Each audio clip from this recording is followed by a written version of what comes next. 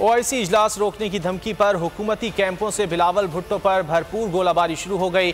शेख रशीद बोले, ओआईसी इजलास रोकने की धमकी देने वालों के साथ वो करेंगे कि इनकी आइंदा नस्लों को भी नसीहत हो जाएगी। शाह महमूद कुरैशी ने कहा कि बिलावल भुट्टो नरेंद्र मोदी के एजेंडे पर काम करने की बात कर रहे हैं। ये औकात है कि ये ओआईसी कॉन्फ्रेंस की मुखालफत करेंगे। ये कोई आसफ जरदारी के लूटे हुए माल के मेहमान नहीं है। मैं बतौर वजीर दाखिला चैलेंज करता हूँ, इनमें हिम्मत दिखाएं। इनके साथ वो होगी कि ये नस्लों को नसीहत करके जाएंगे कि जहाँ कौमी सलामती के मसले हो उसमें मुदाखलत नहीं की। आप एक बड़े खानदान के चश्मो चराग हैं और हिंदुस्तान के एजेंडे का आलाकार नहीं बनेंगे। किसी हुकूमत का नहीं, ये रियासत पाकिस्तान का इवेंट है। तारीख का तयन न मेरे इख्तियार में है न बिलावल साहब आपके इख्तियार में है। सब्सक्राइब करें और बेल दबाएं ताकि कोई खबर रह न जाए।